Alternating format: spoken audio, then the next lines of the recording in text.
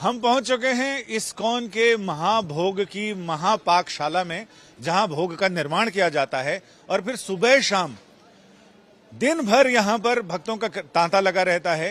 अनुमान के मुताबिक 2.5 लाख से ज्यादा लोग दिन में और 2.5 लाख से ज्यादा लोग रात तक प्रसाद पाते हैं, यानी कुल 4.5 से 5 लाख तक लोग रोजाना प्रसाद पाते हैं। ऐसे लोगों के प्रसाद बनाना बड़ी चुनौती है। उस चुनौती से निपटने के लिए सारा प्रसाद लकड़ियों पर बनाया जाता है और अब हम यहां जानते हैं कि क्या प्रक्रिया है।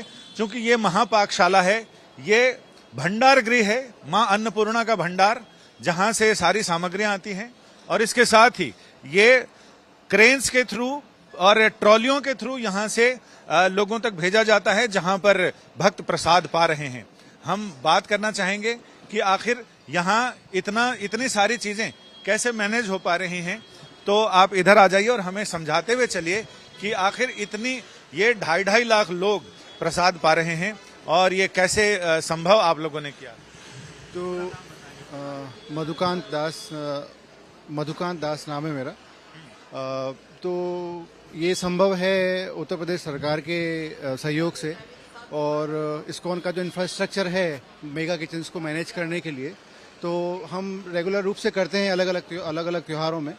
तो आप यहाँ पर देख सकते हैं कि यहाँ पर हमने 3 सेगमेंट बनाए हैं। एक सेगमेंट है जहाँ पर ऑटोमेटेड तरीके से रोटी बनाई जाती है। दूसरा सेगमेंट है जहाँ पर हम छौंक लगाते हैं सब्जियों का, और तीसरा जहाँ पर प्राकृतिक रूप से लकड़ी और गोबर का उपयोग करके हम फाइनल कुकिंग करते हैं वहाँ पर। तो आप यहाँ पर देखेंगे कि आपको बड़े बड़े पतीले नज़र आएंगे, और इन पतीलों में हम दाल, जो भी सब्जियाँ, जो भी रोज का हमारा जो मेन्यू है, उनका छौंक प्रिपेयर करते हैं बड़ी संख्या के अंदर। और पीछे की तरफ जहाँ पर ये गोबर से और लकड़ी का उपयोग करके जहाँ पर हम फाइनल सब्जियाँ बनाते हैं, वहाँ पर इस छौंक से वहाँ पर ट्रांसफर करते हैं। बड़े बड़े पतीले हैं, इनमें कितनी सामग्री बनाई जा सकती है?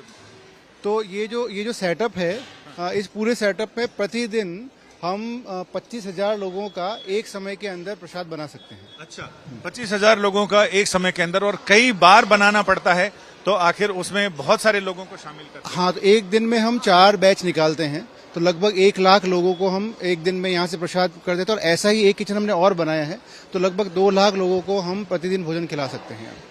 यानी ये बताना चाहूंगा कि जो गौड़िया संप्रदाय के बड़े बड़े मनीषी हुए हैं, उनके नाम पर रूप गोस्वामी जी, गोपाल भट्ट जी, रघुनाथ भट्ट जी, इन सब के नाम पर ये सारे रसोई गृह हैं, और यहाँ लगातार प्रसाद बन रहा है और ट्रॉलियों के माध्यम से इसे वहां तक पहुंचाया